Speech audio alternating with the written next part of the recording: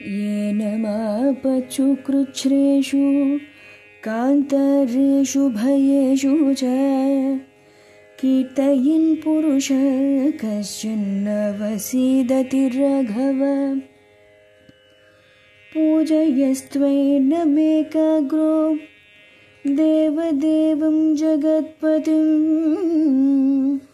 ये तत्त्रिगुणितं जप्त्वा युद्धेषु विजयिष्यसि। अस्मिन् क्षणे महाबाहो रावणं त्वं वधिष्यसि। एवमुक्त्वा तदागस्त्यो जगाम च यथागतम्। एतच्छ्रुत्वा महतेजः नष्टशोको भवत्तद् धारयमास सुप्रीतः राघवः प्रयतात्मवान्। आदित्यं प्रेक्ष्य जप्त्वा तु परं हर्षमवाप्तवान्। त्रिराचम्य शुचिर्भूत्वा धनुरादाय वीर्यवान्। रावणं प्रेक्ष्य हृष्टात्मा युद्धाय समुपागमत्। सर्वयत्येन महता वधे तस्य द्रुतोऽभवत्। सर्वयत्येन महता वधे तस्य द्रुतोऽभवत्। अधरविरवदन्निरीक्ष्य रामं मुदितमानः परमं प्रहृष्यमानः निशिचरपतिसंक्षयं विदित्वा सुरगणमध्यगतो वचस्त्वरेति। इत्यार्षे श्रीमद् रामायणे वाल्मीकिये आदिकाव्ये युद्धकाण्डे पंचाधिकशततमः सर्गः। శ్రీ శ్రవణ ఛానల్కి శ్రోతలందరికీ కూడాను మరొకసారి స్వాగతం. ఈరోజు మనం 25వ శ్లోకం నుంచి 31వ శ్లోకం వరకు చెప్పేసుకుందాం. ఈరోజు రావణాసురుడి సంహారం జరుగుతుంది కాబట్టి దశమి రోజు కాబట్టి మనం కూడాను ఈ ఆదిత్య హృదయంలో శ్రీరాములు వారు అగస్త్య మహాముని చేత మంత్రోపదేశం పొంది ఆ ఆదిత్యుడి ఆశీర్వచనంతో రావణాసురుణ్ణి హతమార్చడం అన్నది తెలుసుకుందాం. ఇక్కడ 25వ శ్లోకానికి హే రాఘవ, ఓ రఘుకుమార, కశ్చిత్ పురుష ఏ మానవుడైనను ఏనం ఈ ఆదిత్యుణ్ణి కృచ్ఛేషు కష్టములలోను ఆపస్సు ఆపదలయందును కాంతారేషు దుర్గమారణ్యములందును భయేషు చ భయము కలిగినప్పుడును కీర్తయన్ కీర్తించినను నావసీదతి చెడిపోడు. తర్వాత 26వ శ్లోకానికి వెళ్తే మనం దేవదేవం దేవతలకు దేవుడును జగత్పతిం జగత్తునకు పాలకుడైన ఏనం ఈ ఆదిత్యుణ్ణి ఏకాగ్రహ సావధానుడివై పూజయస్వ పూజయింపు. ఏతత్ ఈ ఆదిత్య హృదయమును త్రిగుణితం 3 మారులు జప్త్వా జపించి యుద్ధేషు యుద్ధములందు విజయిష్యసి విజయమును సాధింపగలవు. తర్వాత 27వ శ్లోకంలో మనకి హే మహాబాహో ఓ ఆజానుబాహుడైన రామ, త్వం నీవు రావణాసురుణ్ణి అస్మిన్ క్షణే ఈ క్షణంలోనే వదిష్యసి చంపగలవు. ఏవం ఈ రీతిగా ఉక్త్వా పలికి చెప్పి తదా అప్పుడు అగస్త్య మహర్షి యథాగతం వచ్చినట్లుగానే జగామచ వెళ్ళిపోయారు. తర్వాత 28వ శ్లోకానికి మహాతేజ గొప్ప పరాక్రమం గల రాఘవ రఘురాముడు ఏతత్ ఆదిత్య హృదయ స్తోత్రాన్ని శ్రుత్వా విని సుప్రీత చాలా సంతోషించిన వాడై ప్రయతాత్మవాన్ పవిత్రమైన మనస్సుతోటి ధారయామాస దాన్ని ఆకలింపు చేసుకున్నాడు లేదా ధరించారు. తదా అప్పుడు నష్టశోక నష్టించిన శోకము కలవాడయ్యారు అని అర్థం వస్తోంది. తర్వాత 29లో మనకి త్రిరాచమ్య 3 సార్లు ఆచమనం చేసి శుచిర్భూత్వా పరిశుద్ధుడై ఆదిత్యుణ్ణి ప్రేక్ష చూసి జప్త్వాతు జపించిన వెంటనే పరం గొప్పదైన హర్షం సంతోషమును అవాప్తవాన్ పొందినవాడయ్యాడు. వీర్యవాన్ పరాక్రమశాలియగు రాముడు ధనస్సును ఆదాయ తీసుకుని, ఇది 30వ శ్లోకానికి అన్నమాట. హృష్టాత్మ సంతసించిన రాముడు రావణాసురుణ్ణి ప్రేక్ష చూసి యుద్ధం కొరకు సముపాగమత్ సమీపించాడు. మహతా గొప్పదగు సర్వయత్నేన సర్వవిధములైన ప్రయత్నాలతోటి తస్య ఆ రావణి యొక్క వధ విషయమున దృఢమైన నిశ్చయం కలవాడై అభవత్ అయ్యారు. దాని తర్వాత చివరి శ్లోకం 31. అథ అనంతరం నందున సురగణ మధ్యగత దేవతల సంఘం మధ్యంలో ఉన్న రవి సూర్యుడు ముదితమాన సంతసించిన మనస్సు కూడినవాడై నిశిచరపతి సంక్షయం రాక్షస ప్రభు యొక్క సంపూర్ణ నాశనమును విదిత్వ నిశ్చయమని తెలుసుకొని రామప్రభువును నిరీక్ష్య చూసి పరమం మిక్కిలి ప్రహుష్యమాణ సంతసమును కలిగించిన వాడై త్వరపడు ఇతి అని వచః మాటను అవదత్ పలికారు. ఈ రకంగా మనం దీనికి ప్రతిపదార్థాన్ని తెలుసుకున్నాం. తాత్పర్య విషయానికి వద్దాం. తాత్పర్యానికి వస్తే మనం 25 నుంచి మనం చెప్పుకుంటే గనక, రఘురామ, మానవులకు ఆపదలు రావడం సహజం. ఆ సందర్భంలో ఎనలేని భయం కూడా మనకు కలుగుతుంది. ఏమీ చేయడానికి తోచదు. ఒకప్పుడు మార్గం మనకి చాలా కష్టతరంగా ఉంటుంది. అదేదో దుర్గమ అరణ్యంలో ఉన్నట్టుగా అనిపిస్తుంది. ఇలాంటి ఇబ్బందుల్లో ఏ మానవుడైనా సరే ఈ ఆదిత్య హృదయాన్ని కీర్తిస్తే అతనికి సమస్త దుఃఖాలు తొలగిపోతాయి.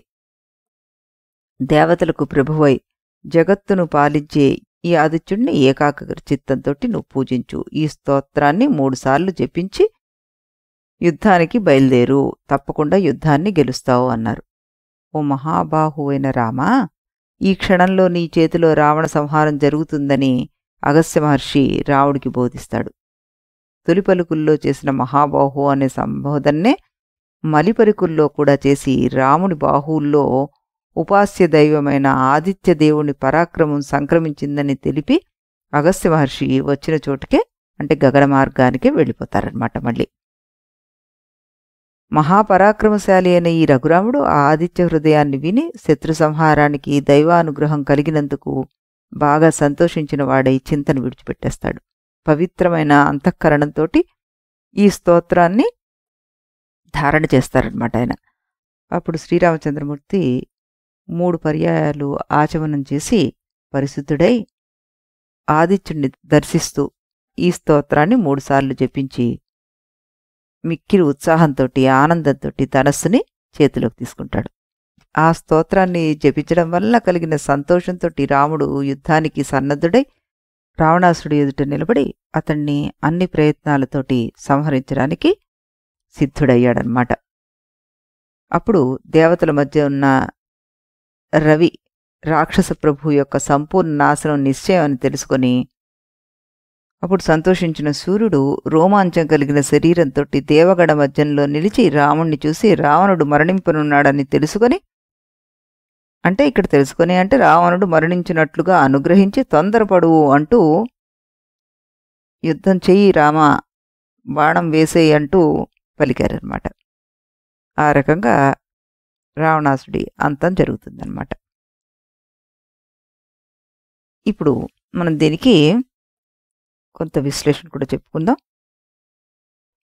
మనసు స్థిరత్వం పొందడు. సూర్యుడు ఎప్పుడు స్థిరమైన మార్గంలోనే ప్రయాణిస్తాడు, అతనికి మార్పు ఉండదు అనుకున్నాం కదా మనం.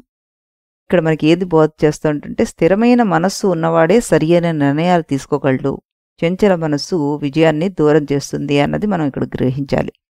అలాగే ఆత్మజ్ఞాన తత్వం 26వ శ్లోకంలో మనకి సూర్యుడు బయట కాంతినిస్తున్నాడు, కానీ మనలో ఆత్మస్వరూపాన్ని తెలుసుకోవడం ద్వారా అంతర్గత కాంతిని ప్రసరింపజేస్తున్నాడు. ఆత్మజ్ఞానం పొందిన వాడే నిజమైన సత్యాన్ని అనుభవించగలడు. 27 మనకి ఆత్మ బలాన్ని చూపిస్తోంది. ఆధ్యాత్మిక బలం ఉంటే శారీరక మానసిక బలం సహజంగానే పెరుగుతాయి. నిజమైన శక్తి మనస్సు లోతుల్లోంచే వస్తుంది అని భావం అన్నమాట. తర్వాత సహనతత్వం. సూర్యుడు నిదానంగా ఉదయించి క్రమంగా అస్తమిస్తాడు. అతని సహనం అద్భుతం. సహనం లేకపోతే మహావిజయాలు సాధ్యం కావు. ఆతృత, అధీరత అన్నీ తప్పుదారులనే చూపిస్తాయి.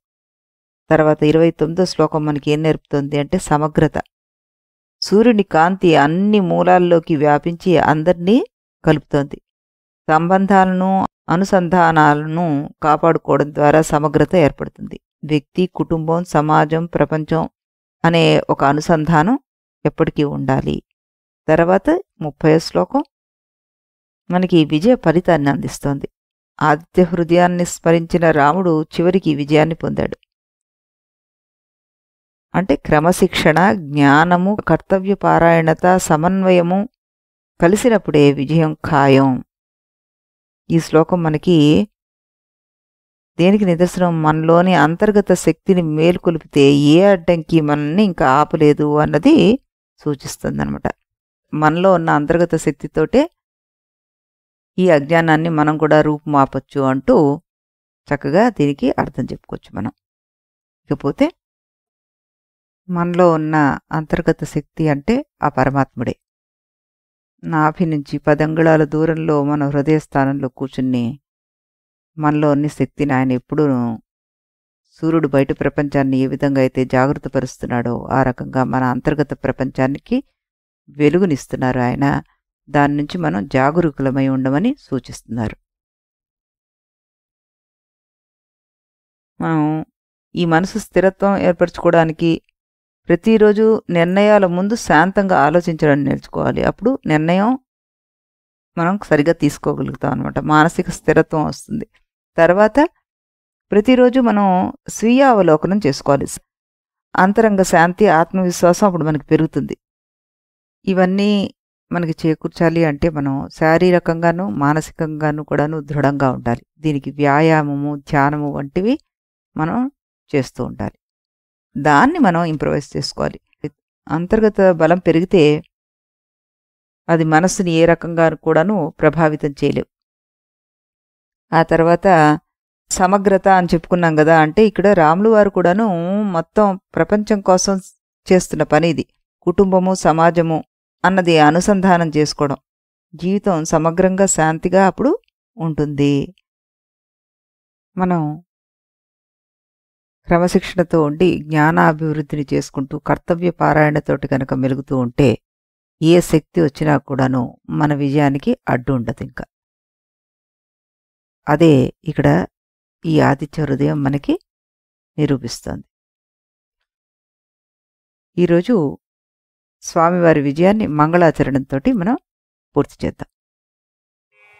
సర్వమంగళనామ సీతారామ రామ, సర్వమంగళనామ సీతారామ రామ రామ, సర్వమంగళనామ సీతారామ రామ,